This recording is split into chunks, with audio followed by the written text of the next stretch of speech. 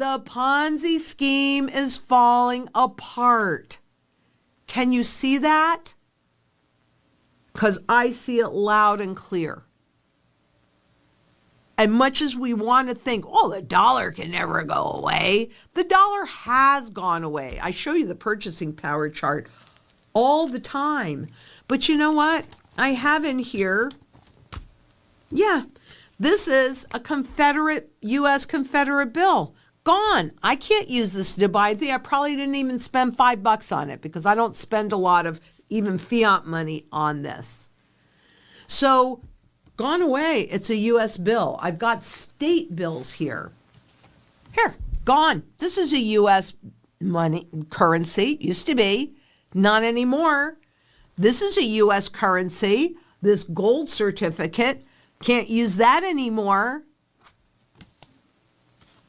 I hope you see my point, which is that all these different things that governments will do and central bankers will do to lie to you, that is their job. They lie, and then they lie some more.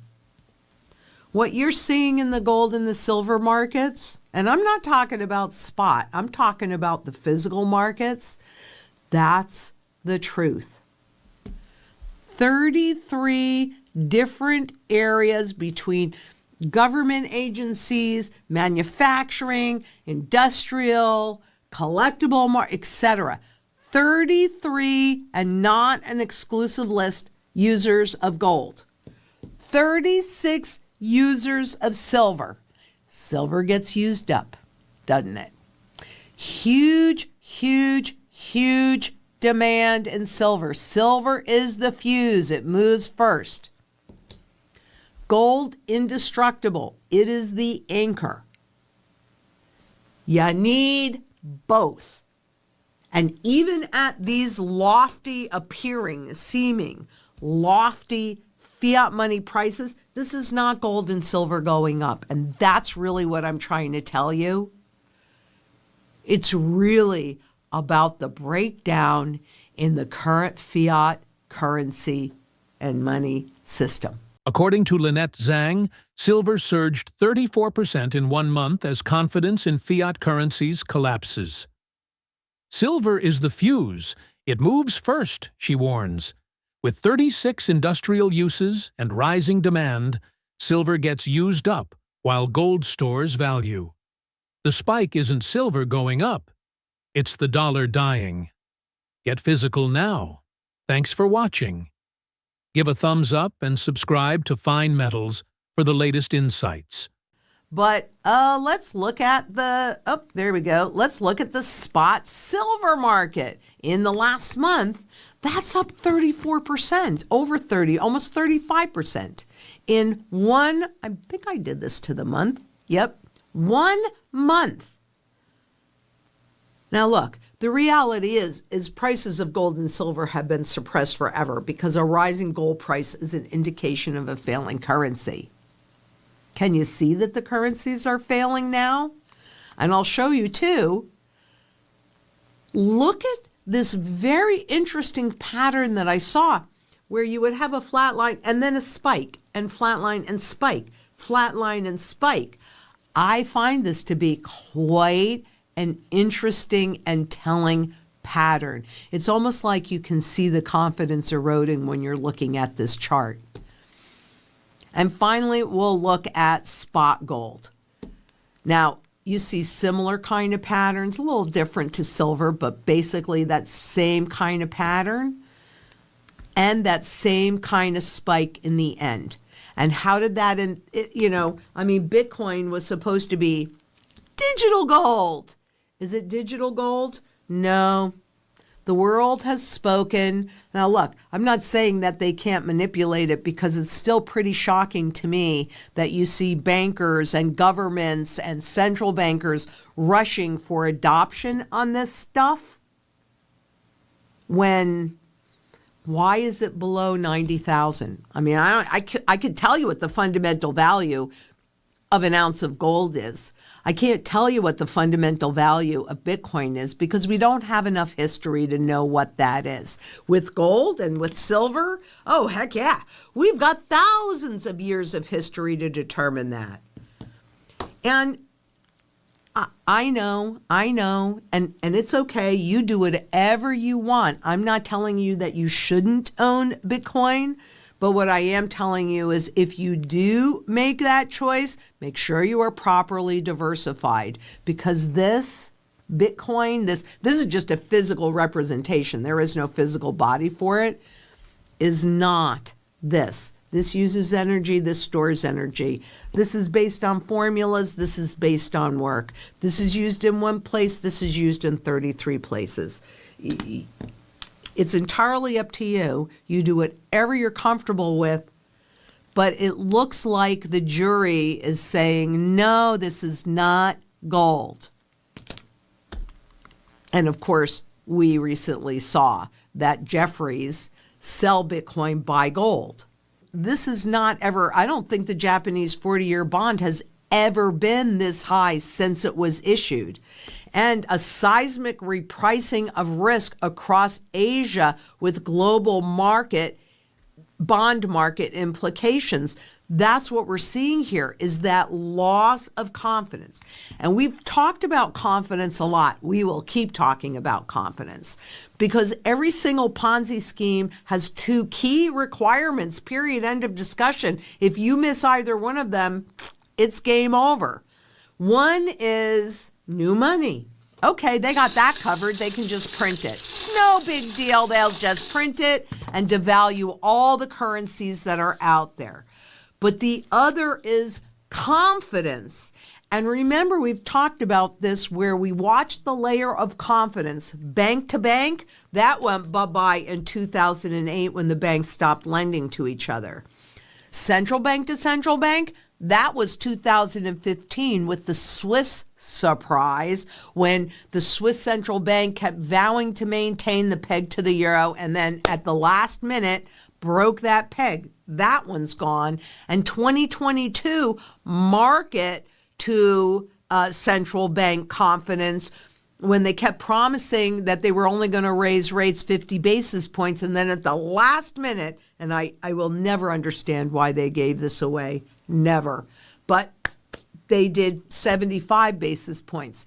One layer of confidence remains, but the spiking global interest rates that we are experiencing right now, because it's not just in Japan, is showing you that the bond markets, the largest foundation, how money is created in this system, it's breaking down. And this is huge. We still have the public to do it, but a headline that I saw this morning, I haven't read it yet and I haven't had time to do anything else with it, but I promise I will, is that consumer confidence plummeted to 2014 levels. What was happening in 2014? Sovereign debt crisis, right? So there was a bond market crisis that was happening.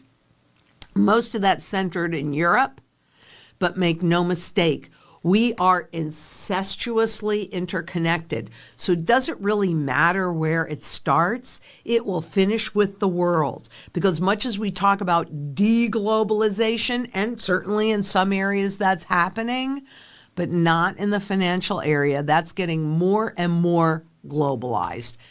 And that's the markets melting up. There's all sorts of bad news that's coming out right now, and especially in their debt markets, which is the biggest and most important markets in the world. Not necessarily Japan's debt markets, but just the debt markets as a whole. So there, the stock market is just screaming up.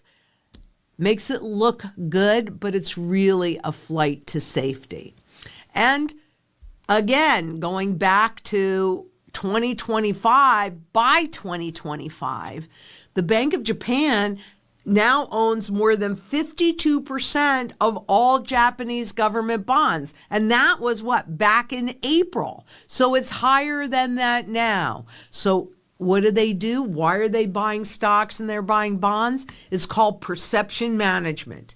If they can make you perceive something, then they can dictate how you move forward. Don't be fooled, because what's happening is the markets are losing confidence. This is the 10-year Japanese government bond, and look at where that interest rate is. It will spike above that, more than likely, right? But you see that cup formation? It's going to go back to more new highs, just like it is here in the US, in Europe, in China, everywhere else.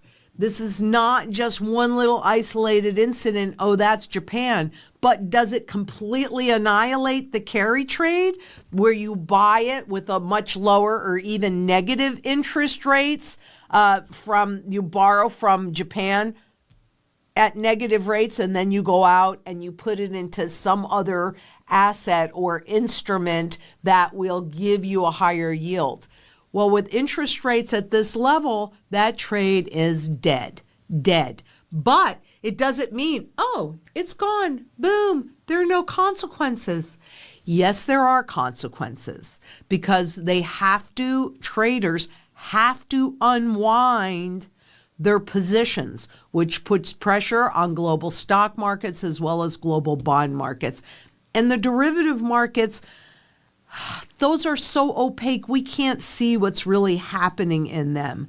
But I could tell you, just like 15 years of zero interest rate policy, remember how that works. Interest rates, market value of the bonds. This is when it's issued. So when interest rates go up, like we're seeing it now, the market value of the bond goes down. Well, you see it. This is equity volatility rises after sharp sell-off in JGBs, so in the Japanese government bonds. That white line are the 30-year JGBs. Look at how that interest rate spiked. I mean, that's exponential. It's straight up, right? And there's the Nike volatility. I already showed you how it was making new all-time highs in a flight to safety bid. It's not so safe. I mean, the government owns all of the stock market too. Do you really want the government and the central banks to dictate every single thing to you? Because that's where we're headed. That's why you have to have physical gold and silver in your possession. That's why coming together in local community to create that surety in food, water, energy, security, barterability, wealth preservation, and shelter. We got to get this done, and it takes a community. So locally to create surety in all those mantra areas, and globally to, I don't know, how about taking our power back by putting redeemable gold in the system so that you don't like what you're seeing, you go in and you pull the gold, and that forces flipping fiscal responsibility. The volatility is frankly caca.